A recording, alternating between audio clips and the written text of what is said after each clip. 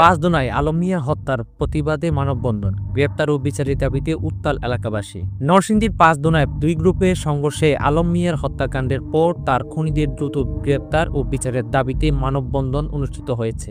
29শে December রোববার দুপুরে Narsingdi press ক্লাবের সামনে এই মানববন্ধন অনুষ্ঠিত হয়, যেখানে কয়েক শতাধিক গ্রামবাসী অংশগ্রহণ করেন। মানববন্ধনে অংশগ্রহণকারীরা জানান, পাঁচদোনায় আধিপত্য বিস্তারকে কেন্দ্র করে বিএনপির সিনিয়র সহসভাপতি লাল মিয়া মেম্বার ও যুবদল নেতা মোসাদ্দেক গ্রুপের মধ্যে সংঘর্ষ ঘটে। সংঘর্ষে মোসাদ্দেক ও তার লোকজন লাল মিয়া মেম্বারের সমর্থকদের উপর আগ্নেয়াস্ত্র ও দেশীয় অস্ত্র দিয়ে আক্রমণ চালায়, যাতে গুলিবিদ্ধ সহ 5 জন আহত হন। এই ঘটনায় গুরুতর আহত পাঁচদোনা ইউনিয়ন শ্রমিক দলের সাধারণ সম্পাদক আলম মিয়াকে ঢাকার একটি বেসরকারি হাসপাতালে ভর্তি করা হয়। সেখানে 6 দিন চিকিৎসাধীন থাকার পর 24শে ডিসেম্বর তিনি মারা যান। আলম মিয়ার হত্যাকারীদের গ্রেপ্তার এবং তাদের দ্রুত বিচার দাবি করে মানববন্ধনে অংশগ্রহণকারীরা ক্ষোভ ও শোক প্রকাশ করেন।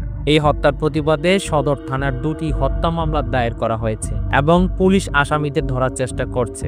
এই ঘটনায় পুরো পাঁচদোনা এলাকায় শোকের ছায়া নেমে এসেছে এবং নিহতদের পরিবার ও এলাকাবাসী দৃষ্টান্তমূলক শাস্তির দাবি জানিয়েছে।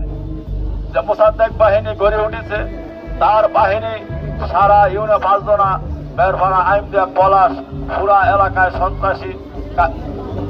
সন্ত্রাসী ত্রাস কায়েম করেছে এবং বিগত দিনে অনেক লোককে আহত করেছে এবং কিছুদিন আগে সে গুলি করে আলম এবং সৌরভ তাদেরকে আহত করেছে। আলম মেডিকেলে মারা গেছে। নরসিংদী থেকে মেহেদী হাসান, ক্রান্তিকাল।